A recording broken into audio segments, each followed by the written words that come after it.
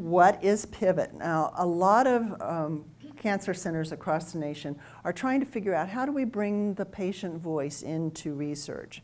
And they've created advisory boards and focus groups. We're really, thanks to Roy Jensen and his leadership, we are trying to do this from the top down. In other words, they have given us the support at the executive level and then given us the authority and the responsibility at a patient level to then develop what we think is good for patients to be engaged in research.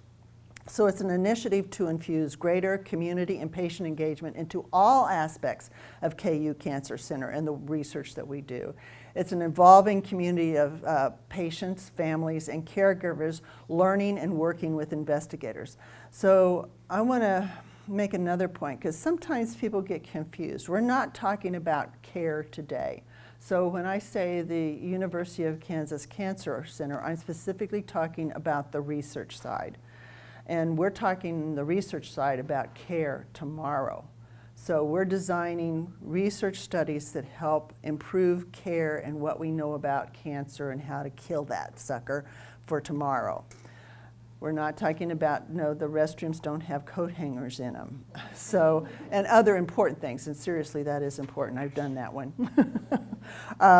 And why do we need Pivot? Roy has already said this. He firmly believes that patients, caregivers, and communities need to inform our research. They need to be collaborating with us from the get-go.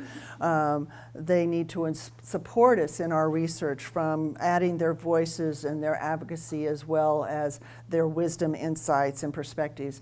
And we need to have them help us shape cancer research to better serve patients. And how does it work?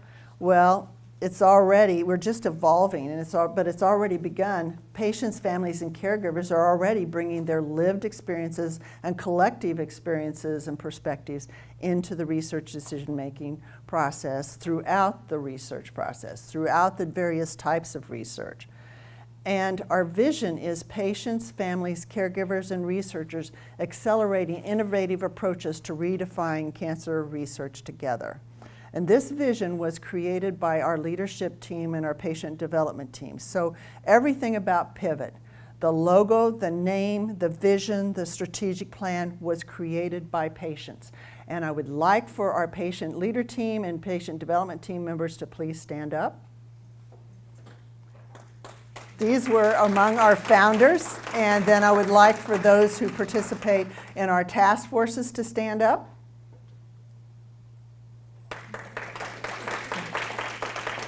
So they've been helping put some of the meat on the bones, and we're just evolving. Oh, we have people on the screen too. I bet we can't see them, but I know Peggy's up there, and well, I just can't get everybody, darn it. So we have a number of people here with us today who've been involved in that development. And what's happening now? Well, we're developing research advocacy and engagement training curriculum for advocates and researchers. Today we're launching our first in-person workshop and training. So you're a part of an inaugural event for us. So thank you. And that's why your voice is important.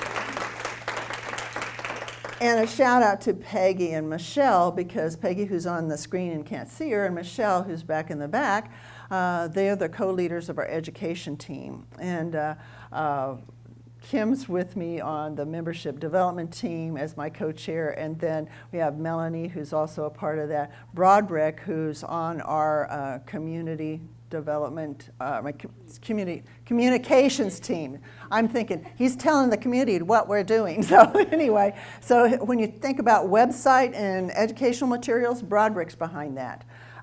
So we have also, and by the way, I must say that in other programs where they're trying to have patient engagement, they're thinking about how do we train patients to know more about what they should be doing. Well, we're also saying how do we train the researchers in order to know how to work best with patients. And that seems like it might be common sense, but it really isn't, because they've never had to do this before. And we're inviting patient voices and Pivot members to the annual University of Kansas Cancer Research Symposium. which is an annual event. And just 2 weeks ago, we were there and we had poster walks with the advocates, because they have research posters in a room, and you get to go around and meet with the researchers and talk about their poster.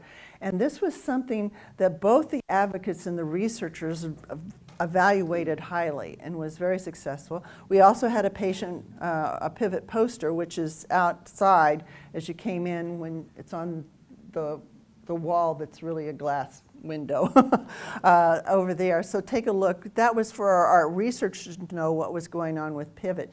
And we get invited to other special events and meetings.